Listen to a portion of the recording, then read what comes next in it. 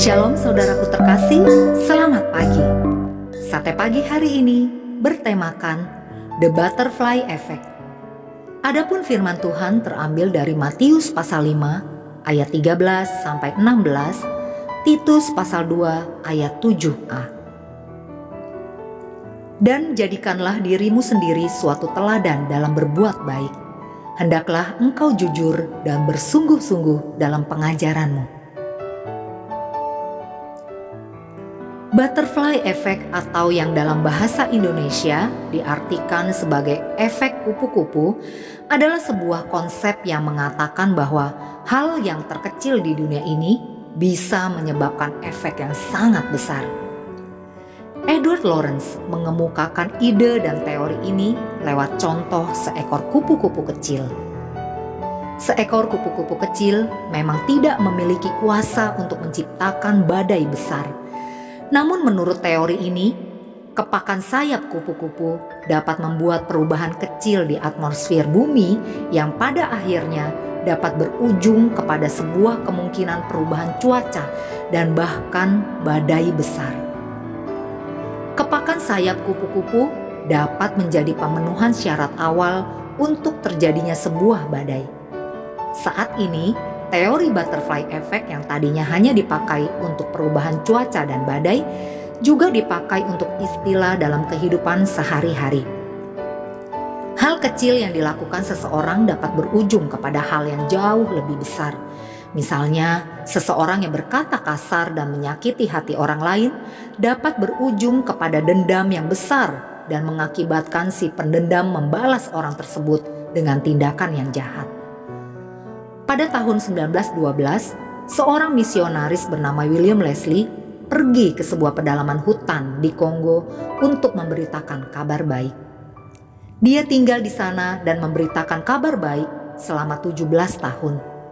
Kemudian dia merasa tidak ada hasil dan hati orang-orang di sana begitu tertutup bagi Kristus. Dia pun kembali ke Amerika dengan rasa kecewa yang luar biasa pada diri sendiri. Kemudian, 9 tahun setelah kembali ke Amerika, Leslie meninggal dunia. Pada tahun 2010, sebuah tim pemberita kabar baik dari Tom Cox World Ministry yang dipimpin oleh Eric Ramsey pergi ke lokasi yang sama di Kongo. Mereka sangat kaget ketika melihat di pedalaman hutan yang sulit dijangkau tersebut ditemukan sebuah bangunan gereja yang sangat besar. Ketika ditelusuri asal-usulnya, ternyata gereja tersebut adalah buah hasil pemberitaan kabar baik Dr. William Leslie. Perlu waktu bertahun-tahun sampai penduduk setempat menerima Kristus dan pelayanan yang dilakukan Leslie mulai membawa dampak nyata. Sebagai orang percaya, kita dipanggil untuk melayani baik di dalam lingkup gereja maupun di luar gereja. Namun seringkali kita tidak menyadari bahwa sesungguhnya perkataan dan perbuatan kita menjadi penentu keberhasilan pelayanan kita. Dampak dari perkataan dan perbuatan kita sangat besar bagi orang lain.